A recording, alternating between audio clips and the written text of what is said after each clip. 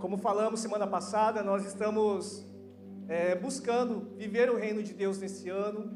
Não que a gente não buscasse outros anos, mas a gente recebeu essa palavra de uma forma geral, onde nós possamos, como um só homem, buscar um só propósito, que é o sobrenatural de Deus, é o reino de Deus nas nossas vidas. Amém? Amém. Glória a Deus. E semana passada a gente falou da importância de nós aprendermos a ouvir, exercitar os nossos ouvidos espirituais, para que possamos ouvir Ele, e isso já é sobrenatural, amém? Ouvir Ele. E eu creio que eu e você, nós já tivemos experiências de ouvir ao Senhor, e isso é sobrenatural, e é algo tão maravilhoso você viver essa vida com Deus, ouvindo o Espírito Santo, uma pessoa, um Deus que habita em nós e fala no nosso coração. Isso é maravilhoso. Se você já desfrutou, você sabe disso. Se você ainda não desfrutou, com certeza Deus quer isso também para a tua vida. Um Deus que se faça presente, um Deus que não é morto, um Deus que está vivo e que fala ao nosso coração. Amém? Você crê nisso? E nos mínimos detalhes, até ontem mesmo, eu compartilhei na semana passada, que esse ano, eu quero continuar assim, eu não quero ser aqueles fogo de palha que inicia o ano todo cheio de expectativa e passa uma semana, já acaba aquele fogo. Irmãos, a gente precisa continuar, sabe, focado naquilo que o Senhor tem para nossas vidas, amém? Focado todos os dias. E meu desejo, sabe, é poder ouvir ao Senhor, aprender a ouvir e ser direcionado por Ele, onde o Senhor fala por várias formas, e eu preciso, sabe, estar com esse coração sensível. Então, desde das primícias também que eu vim alguns dias, na terça-feira, a irmã Ana também trouxe uma palavra, que falou bastante ao meu coração, eu estou digerindo algumas coisas também, e até mesmo nas coisas simples, né? Ontem, a gente teve um tempo aqui na igreja, né, com os obreiros, e eu estava lá fazendo algumas coisas, já estava meio de noite, e eu estava com uma luva assim, que é muito legal, eu gosto bastante daquela luva, que é quentinho e tudo, e na escuridão ali, acabou sumindo, e estava um frio na mão, eu queria alguma coisa para aquecer minha mão, e coisas simples, e eu procurei, e não achei, até que de repente veio uma luz, né? Uma luz justamente com essa palavra específica. Você perguntou para mim, é um relacionamento com Deus, então para as coisas mínimas, sabe, quando você daí perguntou, Senhor, me ajuda a achar essa luva, esse par de luva, porque eu só estava com um lado, né? Só com um lado eu queria os dois, né? Voltar aí, né? Perder a luva e tal. E aí, Senhor, me ajuda a encontrar, Senhor, me mostra onde que está, Senhor. E de repente veio uma luz. E eu já tinha procurado naquele lugar e não tinha achado. E aí, de novo, veio aquela luz e eu fui lá novamente. E assim, encontrei a luva, gente. Encontrei a luva, fiquei muito feliz. E por isso que eu quero passar para os irmãos. Vamos continuar nessa busca. Nos mínimos detalhes, o Espírito Santo é uma pessoa que quer andar conosco, que quer nos guiar, que quer nos ajudar, quer ser aquele amigo mais chegado que o irmão, sabe? Aquele Deus pessoal que anda conosco também. E é claro que não só nisso, mas com tantas situações que eu estou com aquele coração muito aberto, sensível, falando, Senhor, eu estou aqui para te ouvir. Senhor, eu quero poder crescer nesse lado de sensibilidade, discernir a tua voz. Então eu estou muito aberto para todas as palavras que são liberadas, ou algumas situações que vão acontecendo, que Deus permite. Deus, Ele pode estar falando com você, amém? Glória a Deus. E eu queria dar continuidade nisso, porque você ouvindo a Deus, isso te leva a um relacionamento com Ele, e é esse relacionamento que Jesus, Ele se importa e Ele deseja. Ele não morreu numa cruz para te dar um bem material. Jesus morreu numa cruz para restabelecer o quê? O relacionamento entre nós e Deus, entre nós e Ele mesmo. Amém? Você abre comigo, lá em Efésios capítulo 1, verso 17, eu vou ler na versão transformadora. Eu até quero aproveitar também que é tão lindo, maravilhoso, porque esse é um dos textos que eu vou ler aqui, mas um dos outros textos que eu estava meditando, que estava falando muito forte, que é onde eu quero chegar com vocês no final da mensagem. É um texto que o diácono William leu no início do culto. Então, quando ele falou assim, vamos abrir, né, nessa passagem, eu vejo, meu Deus, isso é sobrenatural. Sabe, quando estamos no mesmo espírito, a gente não combinou aquilo que ia ser ministrado, ele não sabia, mas ele trouxe uma palavra, buscando ao Senhor também algo para liberar aqui nessa manhã. E essa é a mesma palavra que eu também gostaria de fazer alguns desfechos aqui. Amém? Então, sabendo disso, irmãos, pode ter uma certeza, uma convicção no seu coração. Deus, Ele quer falar o teu coração. Deus quer falar o nosso coração. Amém? Efésios capítulo 1, mas antes de ler para ir essa passagem que já com o William leu, lá em Efésios capítulo 1, verso 17, diz assim: peço que Deus, o Pai glorioso de nosso Senhor Jesus Cristo, lhes dê sabedoria espiritual e entendimento para que cresçam no conhecimento dele. Novamente, peço que Deus, o Pai glorioso de nosso Senhor Jesus Cristo, lhe dê sabedoria espiritual e entendimento para que cresçam no conhecimento dele. Sabe, o apóstolo Paulo não estava fazendo uma oração para que Deus dê sabedoria e entendimento para que eles pudessem exercer um ministério melhor. Não, o foco daqui que o apóstolo Paulo está falando com todas essas palavras, esse espírito de sabedoria e entendimento é para uma razão, e essa razão é conhecer Cristo. O nosso foco, a nossa vida deve ser Cristo, conhecer a Ele. E uma coisa que eu tenho assim me preocupado durante esses últimos anos, que a gente vê durante a história da igreja, é que a gente precisa conhecer Cristo. A gente precisa ter esse relacionamento com Ele. E quando nós temos essa visão de quem Ele é, quando nós ouvimos Cristo, quando nós vemos a Cristo, algo muda em nosso coração. Sim? Algo muda. E aí a pergunta que eu faço no meu coração, e faço para vocês também: o que homens da Bíblia, o que homens que a gente conhece, homens de Deus, o que eles viram que talvez nós não vimos ainda? Porque muitas vezes a gente vem para uma igreja, e se a gente vem para Cristo e não há uma transformação, então nós estamos vivendo apenas uma religião. Se Cristo não transforma a nossa vida, é porque estamos ainda vivendo uma religião. Porque se nós conhecemos a Cristo, nós automaticamente temos esse relacionamento com Ele e algo muda em nós. Eu me lembro de quantas vezes, todos os anos nós temos encontro com Deus, amém? Que são encontros para nós contemplarmos a Ele. E muitos de nós, eu fui um deles também, que teve um dado momento, eu tive uma revelação da cruz. Teve muitas pessoas que viram Jesus como olhos de fogo, pés como latão reluzente, ouviram como uma luz muito forte, ao vir ao seu encontro. Me lembro de quando o presbítero Vitor também se converteu. Ele se converteu num curso chamado Casados para Sempre. Num curso. Teremos curso em fevereiro, vagas abertas.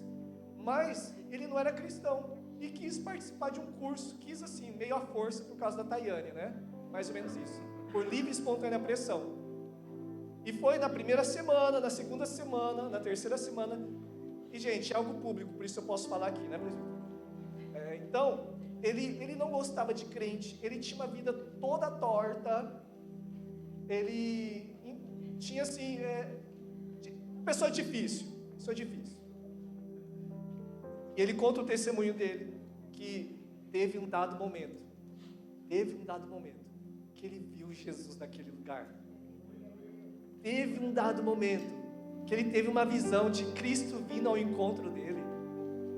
Irmão, quando ele viu isso, algo mudou na vida dele, na hora, virou uma chave assim que é isso que eu quero, é para isso que eu vivo, é para isso que eu quero viver.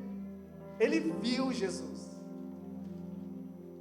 Não é uma religião, é algo muito poderoso que nós precisamos contemplar. Então a oração de Paulo aqui, para os Efésios aqui, não era para que eles tivessem sabedoria, revelação, para ter uma vida melhor, para ter mais sabedoria em como solucionar os problemas da vida, por mais que ele possa fazer isso. Mas o objetivo do Evangelho não é isso. O objetivo de todo o Evangelho é para que nós possamos conhecer a Cristo, que nós possamos conhecer Jesus. E aí eu gosto de colocar temas na mensagem também. Eu fiquei perguntando, Senhor, também qual o tema que eu coloco? Tema, algo assim. E aí foi só uma lapada assim de Jesus. O tema é eu mesmo, Jesus. Amém? O tema é Jesus. Todo domingo deveria ser assim, né? O tema da mensagem é Jesus. Porque é tudo sobre Ele, é tudo sobre Jesus.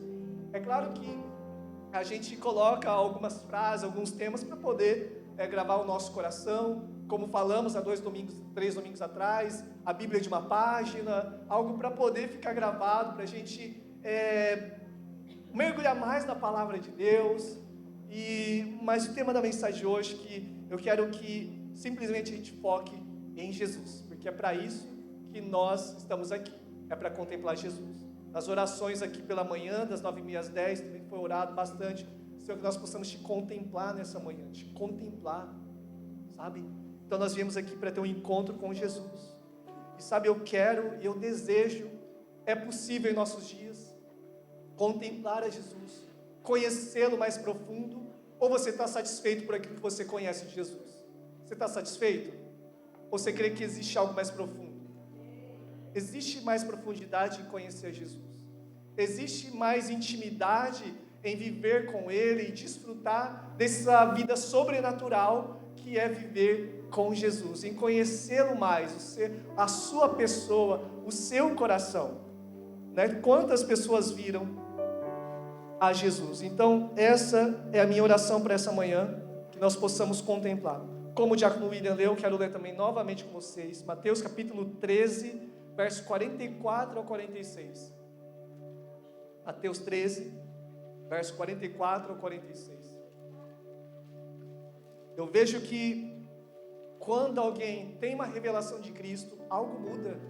Quando você conhece Jesus, algo muda. Que você tem a revelação de quem é o verdadeiro sentido da vida, de quem é o Senhor das nossas vidas. Amém?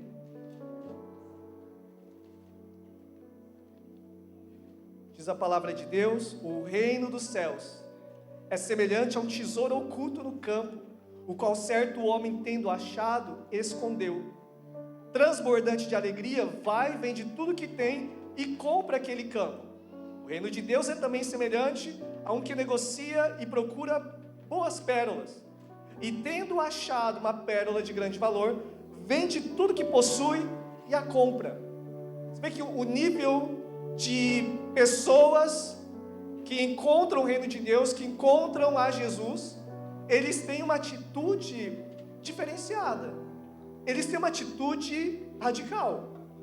Me parece aqui, segundo as escrituras aqui, que quando alguém descobre aquilo que é a pérola de grande valor, o tesouro escondido, ele vai e vende tudo que tem para poder comprar aquele terreno, porque ele encontrou aquilo que tem de mais valor, que é Cristo, que é Jesus. Amém?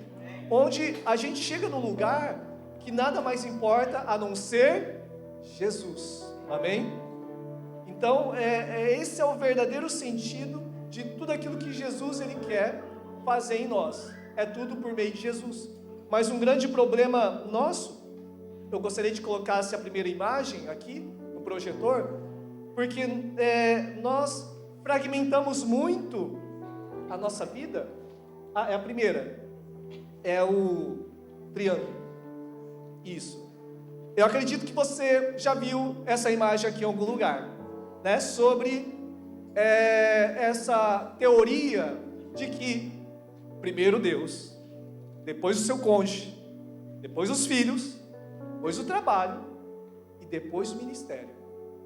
Então tem uma hierarquia, Então pela tradição, a gente recebe, e politicamente isso é correto, é bonito de se ver. Primeiro Deus, depois seu cônjuge, isso é muito lindo. Só que dessa forma aqui, Jesus não vai voltar nunca. Dessa forma aqui, o evangelho, o discipulado, o evangelismo, ele está aqui em último plano. Mas é bonito falar que Deus está em primeiro lugar. Mas será que está mesmo? Se a gente coloca isso, sabe, como vamos dizer assim, uma teoria, um princípio, um fundamento para a nossa vida? Então isso aqui está um pouco errado. E você pode notar, isso aqui é uma pirâmide, tá? Tudo que é pirâmide é ruim, viu, gente? Receba a palavra, a revelação. O negócio é feio, é estranho, tá? Mas vamos para o modelo bíblico. O modelo bíblico, sabe? Onde você deixa de fazer essa fragmentação de que aquilo que é sagrado, aquilo que é secular, aquilo é primeiro, aquilo é segundo. Não. A visão que Deus quer é outra imagem. Modelo bíblico é que a gente possa ter Jesus aonde? No centro de tudo.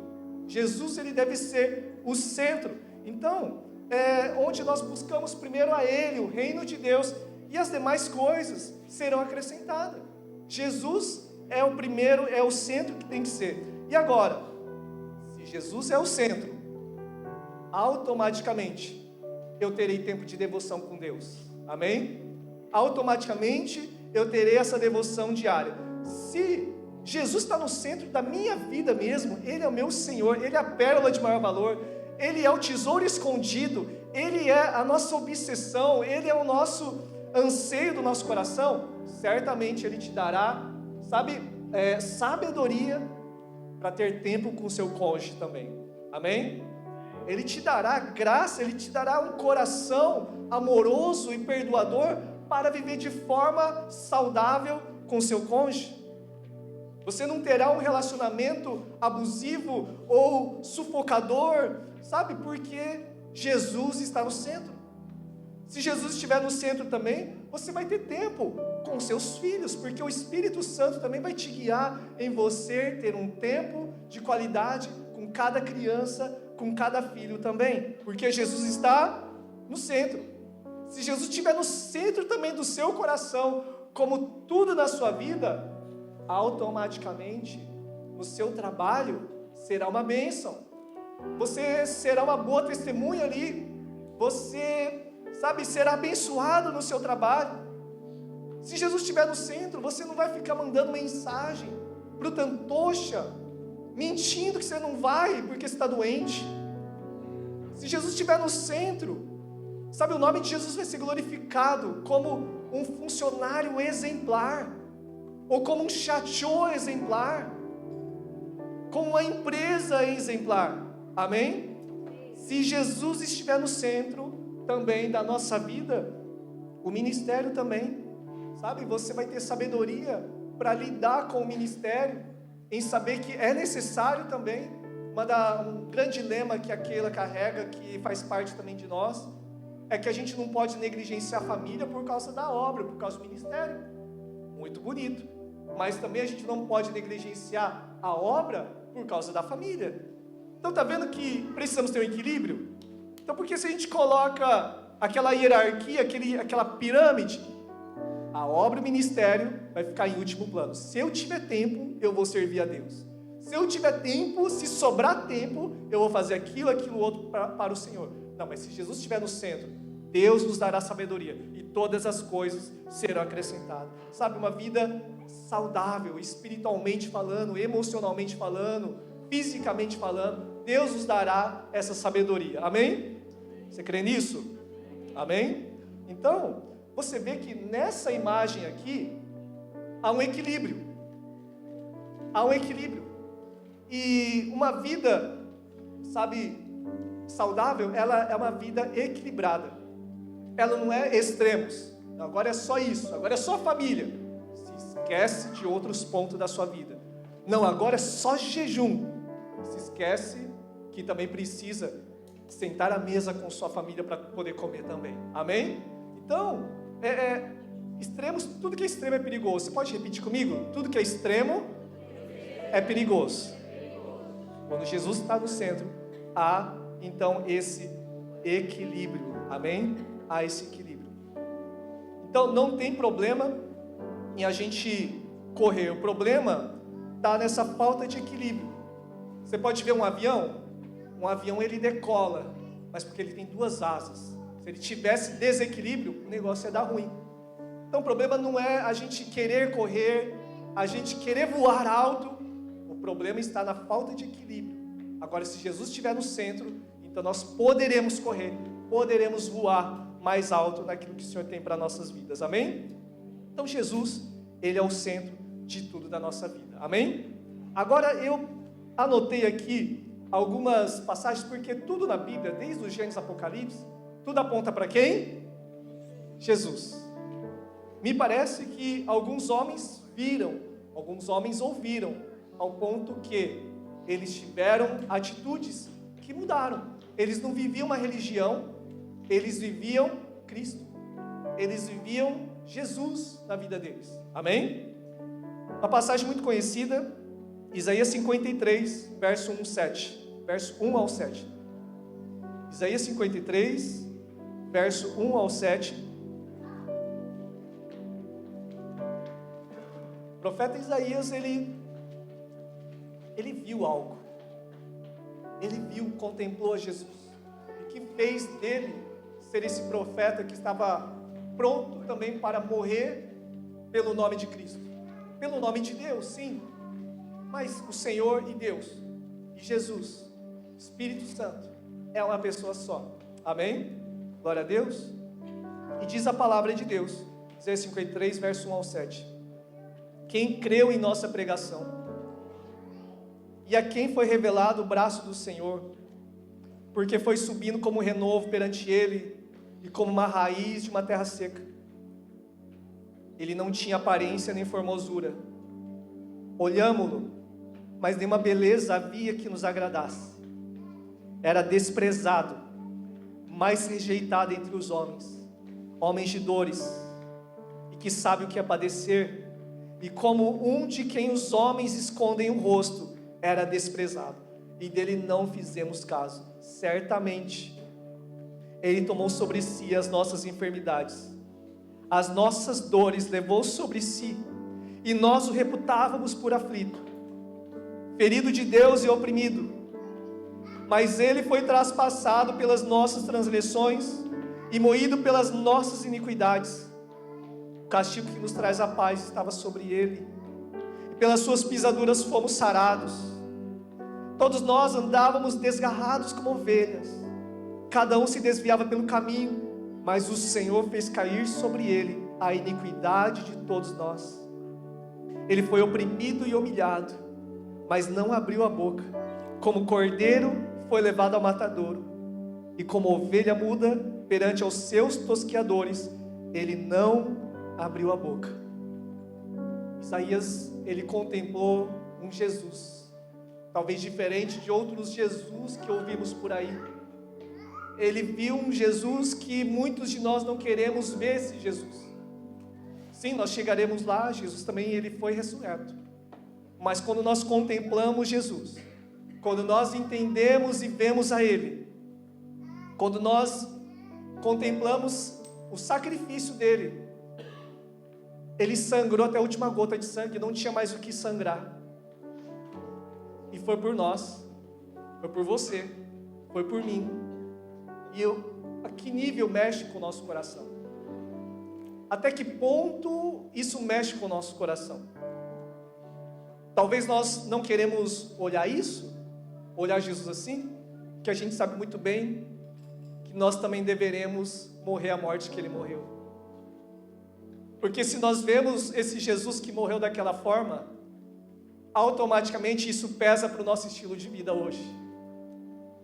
E que Ele levou sobre si as nossas dores, Ele levou sobre si as nossas enfermidades. Então nós não queremos olhar isso, porque nós não queremos morrer a morte dele. Ele foi desprezado, Ele foi rejeitado, oprimido, humilhado, e não abriu a boca. Mas nós não queremos ver esse Jesus, porque se nós vemos esse Jesus, provavelmente nós teremos que mudar algumas atitudes, em se humilhar, perder para ganhar, esvaziar de si, esvaziar da justiça própria, Jesus foi levado como ovelha muda ao matadouro.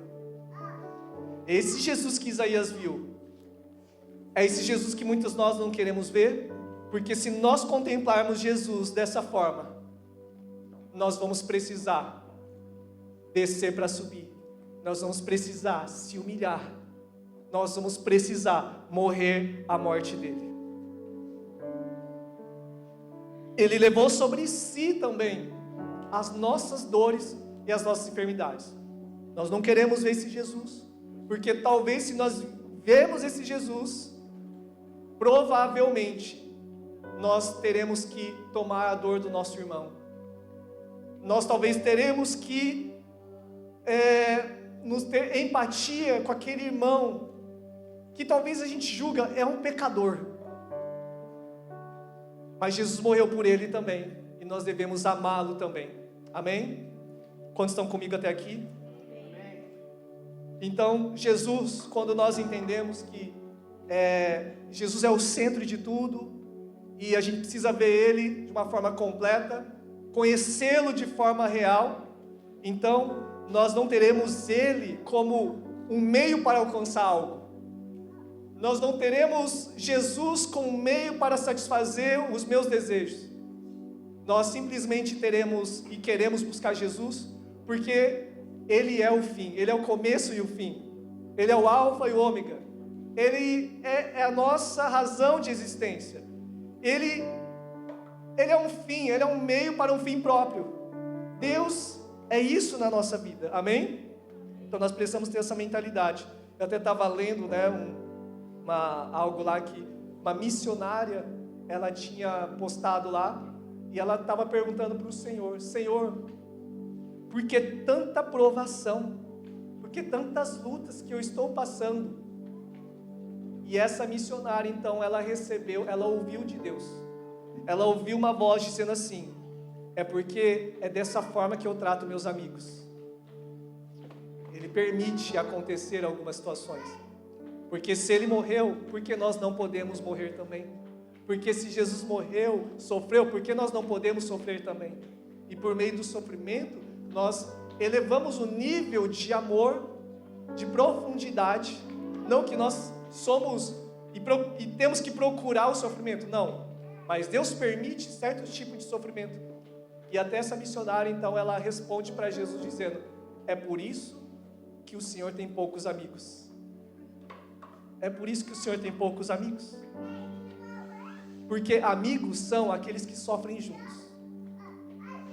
Amigos são aqueles que compartilham o coração e o sofrimento juntos. Não é aqueles que compartilham só as vitórias, só as alegrias. Amigos são aqueles que choram juntos. Quantos amigos de Jesus tem aqui? Amém? Quantos querem ser amigo de Jesus? Amém? Então Deus, Ele está interessado em que eu e você possamos ter Ele como um fim de tudo. Ele, onde sim, Ele é recompensador daqueles que o buscam. Amém? Amém? Mas qual é a recompensa daqueles que o buscam? Qual é essa recompensa? É o próprio Jesus. É a própria presença dEle, é a recompensa para nós. Então, o que Isaías viu? Ao ponto que, se eu não me engano, o pessoal aqui nos ajude aqui, se eu não me engano, foi ele que foi cerrado ao meio, segundo a tradição aí, né? Isaías foi cerrado ao meio. O que ele viu? Que ele suportou passar por esta morte, cerrado ao meio. O que ele viu, que eu e você ainda não vimos, que nos faz ainda não estar disposto a vender tudo para encontrar Cristo. Isaías chegou num lugar, num nível em Deus que nada nessa vida já era mais preciosa, a não ser conhecer a Cristo. Amém? Hebreus capítulo 11, verso 13 ao 16. Também eu quero ler com vocês. Hebreus capítulo 11, verso 13 ao 16.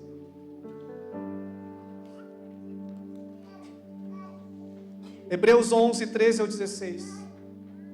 Eu quero crer que o Senhor, vai levar cada um de nós a conhecer mais a Cristo, amém? E o conhecê-lo, você verá que Ele é suficiente, Ele nos satisfaz, Ele é o que nós precisamos. Hebreus 11, 13 ao 16. Todos estes morreram na fé, sem ter obtido as promessas. A gente está falando dos heróis da fé. Sem ter obtido as promessas, morreram. Vendo-as, porém, de longe, e saudando-as, e confessando que eram estrangeiros e peregrinos sobre a terra. Porque os que falam desse modo manifestam estar procurando uma pátria. E se na verdade se lembrassem daquela de onde saíram, teriam oportunidade de voltar. Mas agora aspiram uma pátria superior, isto é, celestial. Por isso Deus não se envergonha deles, de ser chamado seu Deus, porquanto lhe preparou uma cidade. Sabe, teve vários irmãos na fé, heróis da fé, que morreram sem ver a promessa. Promessa na terra. Mas eles estavam buscando uma pátria melhor. Os olhos deles estavam em uma pátria melhor. E aqui fica uma pergunta para você, hoje aqui para todos nós. Você estaria disposto a viver para Jesus? Mesmo que talvez você não receba algo nessa terra? Você estaria disposto a viver para Jesus, mesmo que você soubesse que você não vai receber algo aqui na terra? Porque o tesouro que o Senhor está nos preparando, escondido, não são coisas materiais, mas é a própria pessoa de Jesus. Amém? Ele é o maior tesouro. Eu lembro de um pregador, isso gravou no meu coração, que ele disse: o melhor dos céus não são as ruas de ouro, o melhor dos céus é a própria presença dele. Amém? Então você estaria disposto? Ele mesmo é a nossa recompensa. Irmãos, eu anotei aqui várias pessoas, mas eu vou dar uma remida aqui.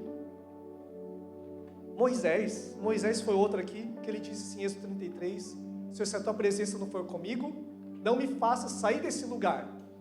O que ele viu, que ele chegou a ter uma disposição, uma oração, uma declaração dessa: se o Senhor não estiver comigo, eu não vou sair do lugar, deste lugar. Por favor, não me deixe dar o próximo passo se o Senhor não estiver comigo. O que ele viu?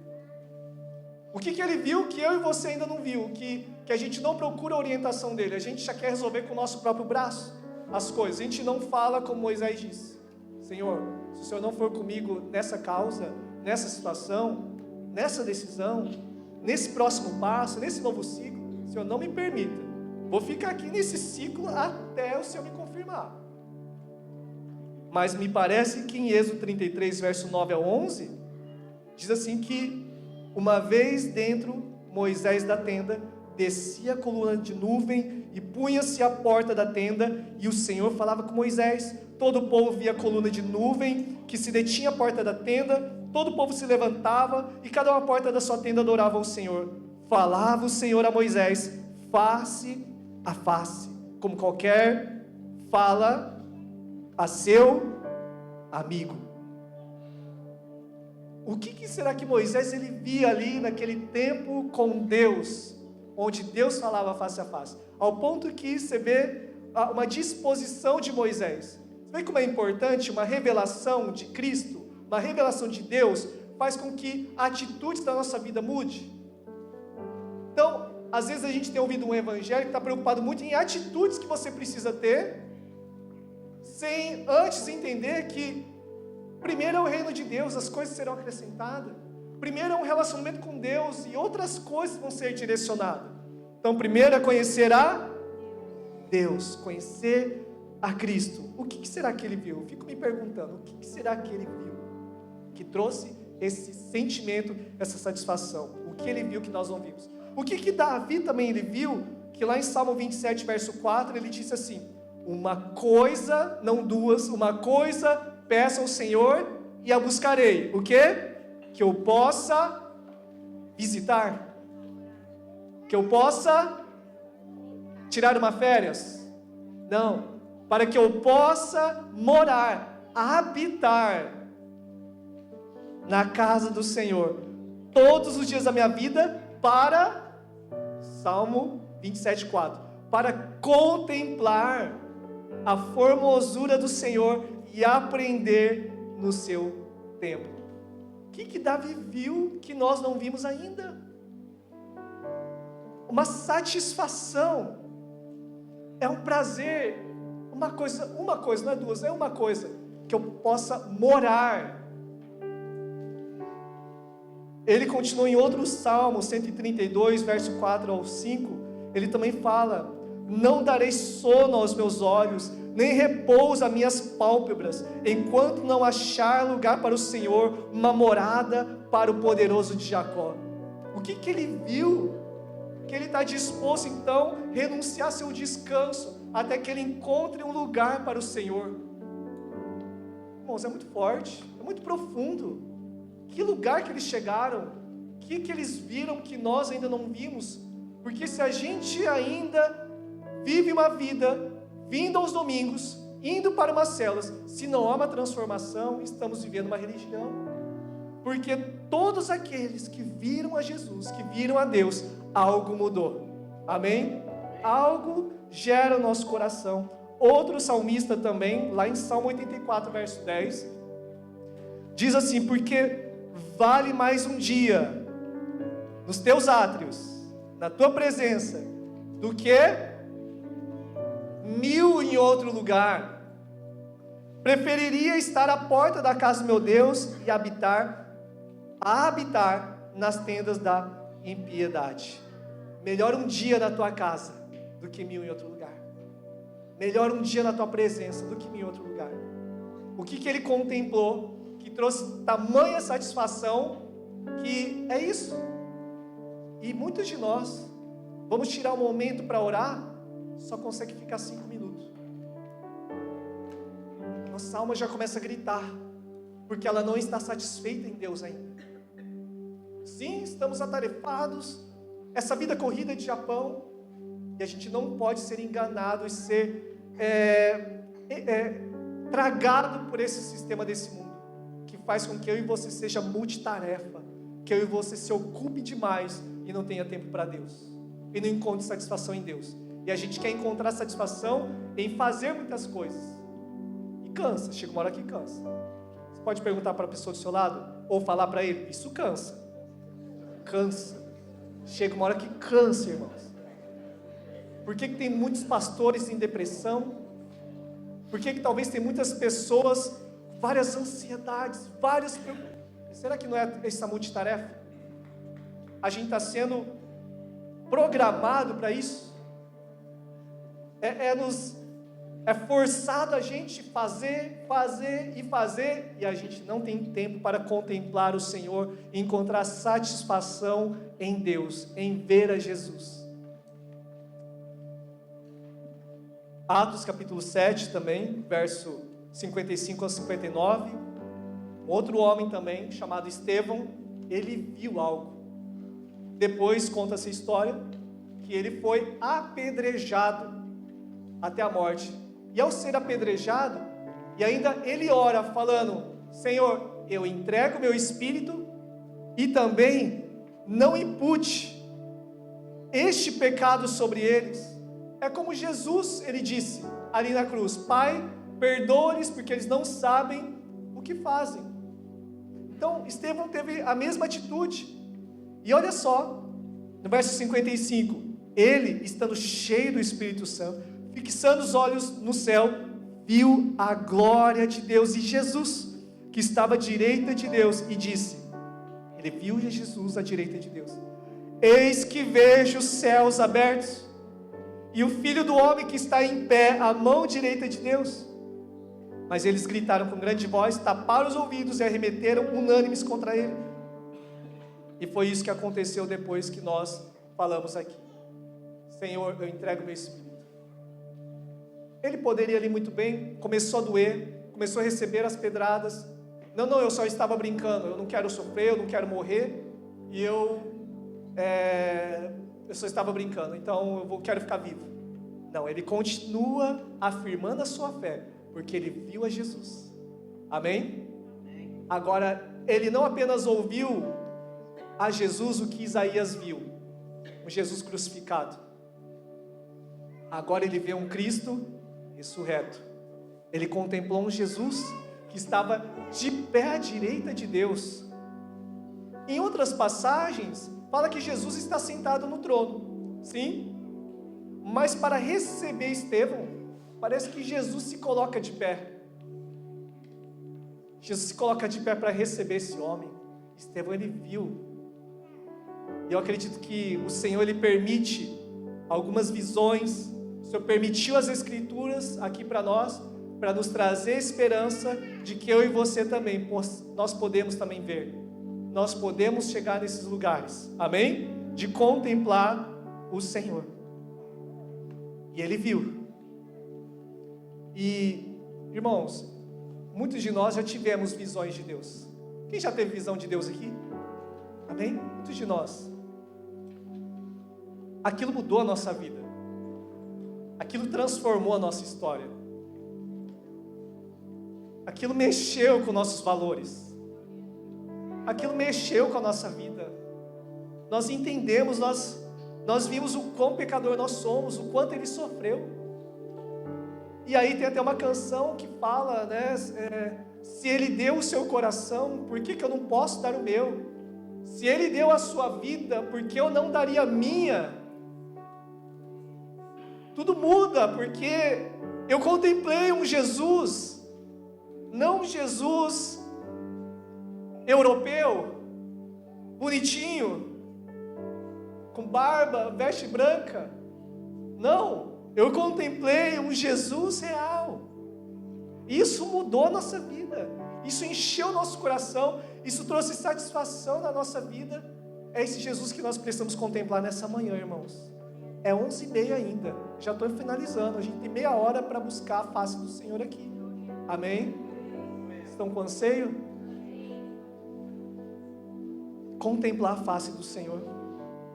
Tem até uma outra canção que diz: o que é que os anjos vêm, que os fazem se prostrar? O que é que os anjos vêm, que o fazem declarar? Santo, Santo, Santo, Deus Todo-Poderoso. O que eles viram? Eles viram Jesus. É interessante que essa visão foi o apóstolo João, que ele viu. O apóstolo João também, ele teve muitas visões.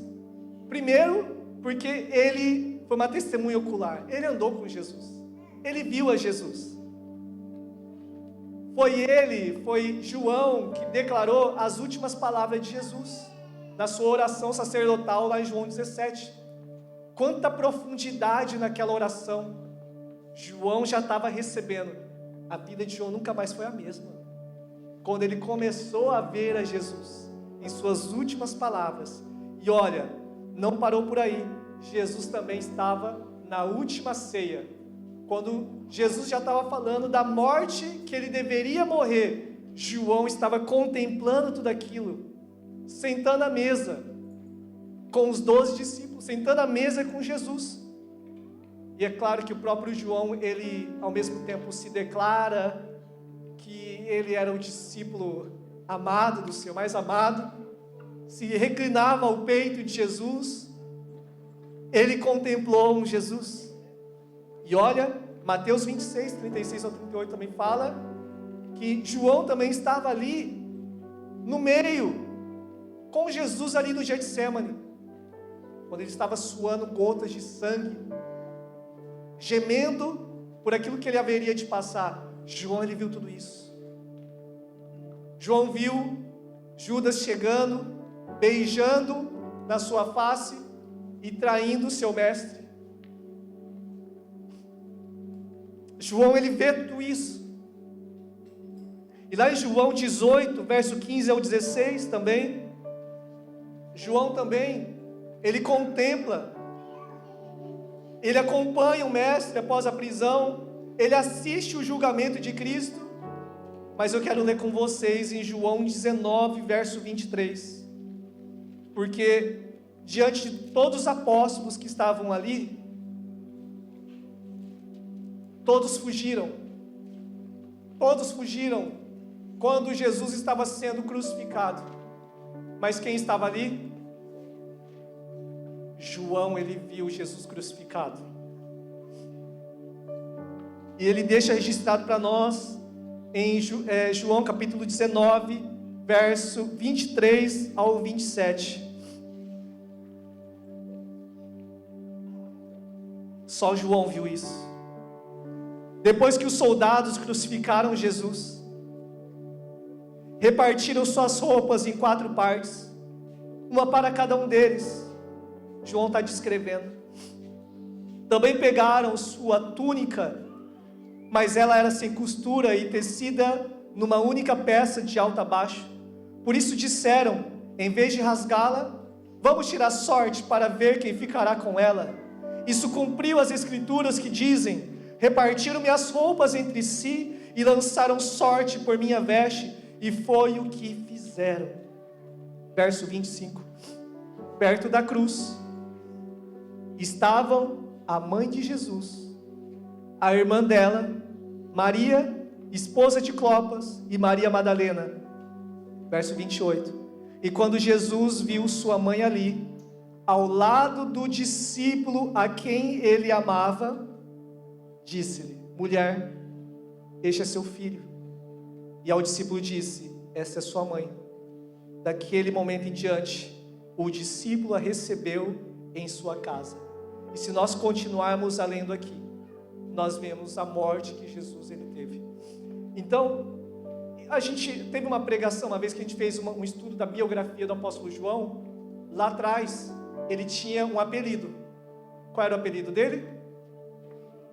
Filho do Trovão. Ele era aquele que estava junto para falar, o Senhor quer que a gente clame que derrame fogo dos céus e mate todos esses pecadores que te rejeitam? Me parece ser um homem explosivo, me parece ser um homem não é sanguíneo, porque tem muitos sanguíneos aqui no nosso meio, né? Ok. Mas você vê que um temperamento muito forte, ao ponto de querer matar aqueles pecadores. Mas depois, quando você começa a ler 1 João, primeira carta de quem já leu a primeira carta de João? São 5 capítulos. A gente encontra o quê? Um apóstolo do amor. O que ele viu que mudou tanto ele? Antes era alguém explosivo, agora é um cara tão amoroso, é um homem tão amoroso, é o apóstolo do amor. Filhinhos, eu vos escrevo. Toda aquela... Ouviram? João foi um sanguíneo transformado, porque é cheio do amor. Tem sanguíneo transformado aqui? Glória a Deus. Não tem problema em ser sanguíneo, mas você precisa ser transformado. Como vai ser transformado? Não é 5 princípios e chaves. Não, é você contemplar Jesus. Se nós vemos a Jesus nessa manhã, muita coisa muda em nós.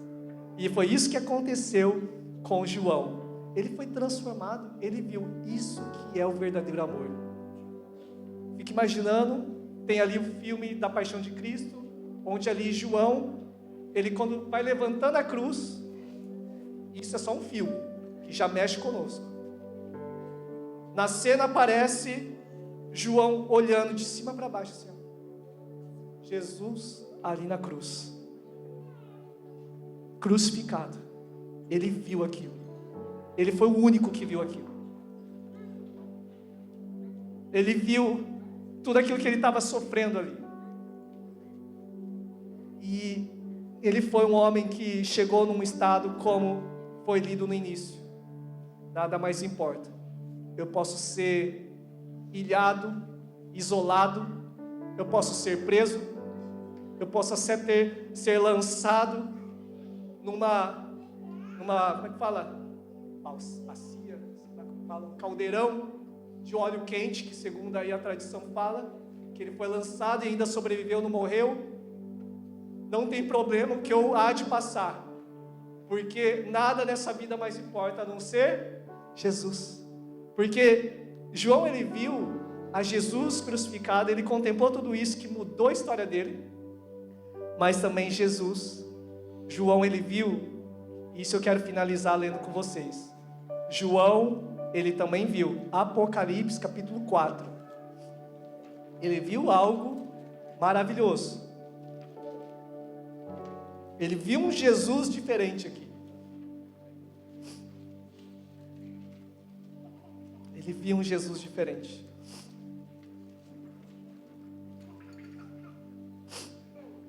Apocalipse capítulo 4.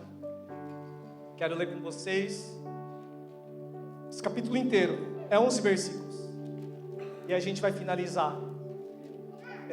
Se o grupo de louvor, vocês vão mostrar? Se puder já se posicionar.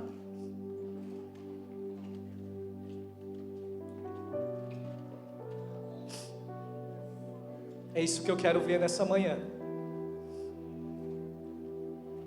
Apocalipse 4.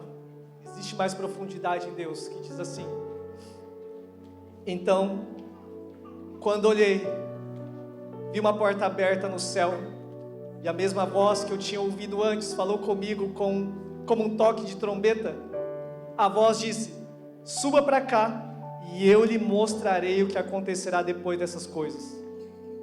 No mesmo instante fui tomado pelo Espírito e vi um trono no céu e alguém sentado nele.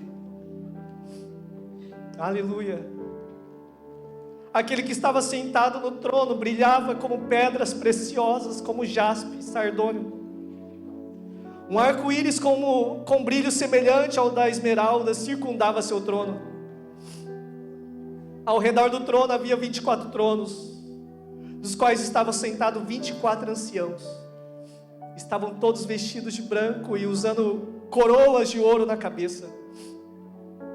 Do trono saíam relâmpagos, estrondos e trovões, e na frente dele havia 7 tochas com chamas ardentes, que são os 7 Espíritos de Deus. Diante do trono havia algo como um mar de vidro, cintilante como cristal. No centro e ao redor do trono havia 4 seres vivos, cada um coberto de olhos na frente e atrás.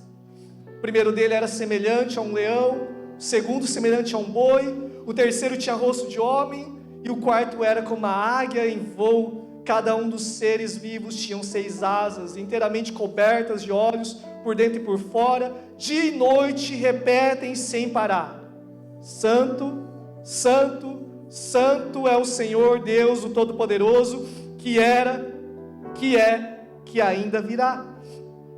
E cada vez que os seres vivos dão glória, honra, graças ao que está sentado no trono, aquele que vive para todo sempre, os 24 anciãos se prostram e adoram o que está sentado no trono.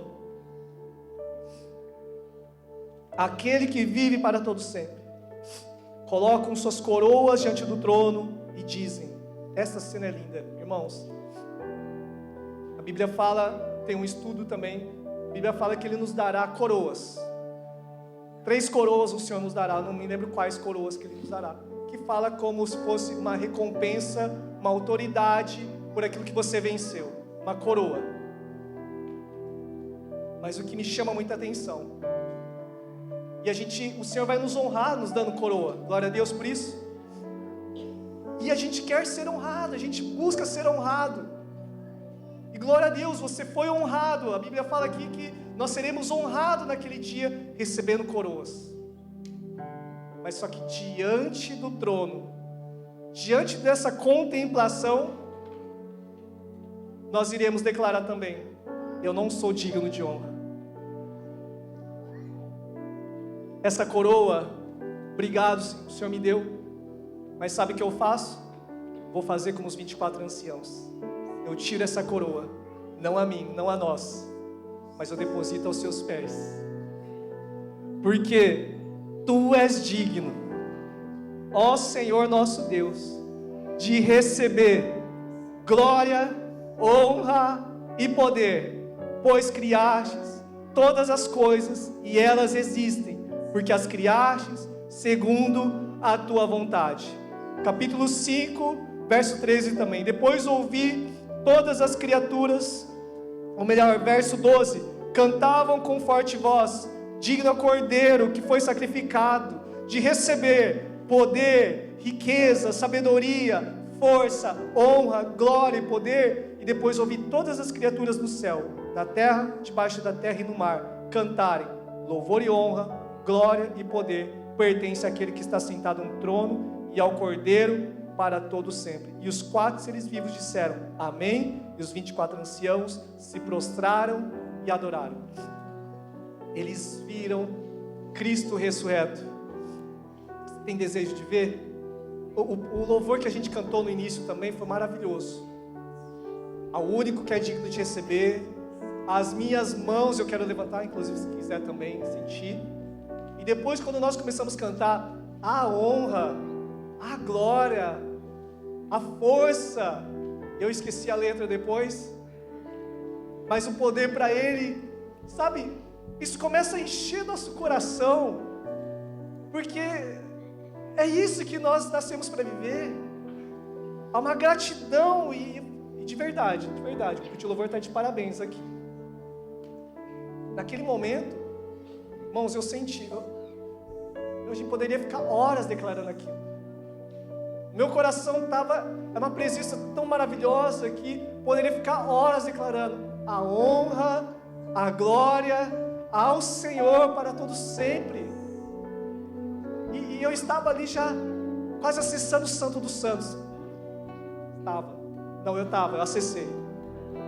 A gente tem uma liturgia, mas irmãos, que tal eu e você hoje acessar esse lugar e contemplar Jesus?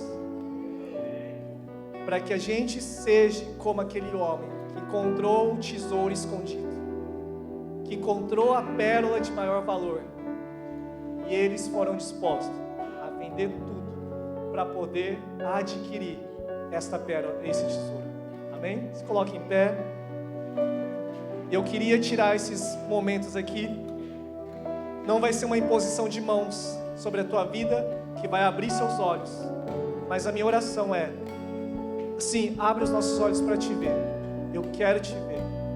O que os anjos viram, que os fizeram se prostrar. O que os anjos viram, que os fizeram declarar: santo, santo, santo. O que homens viram, que nós ainda não vimos.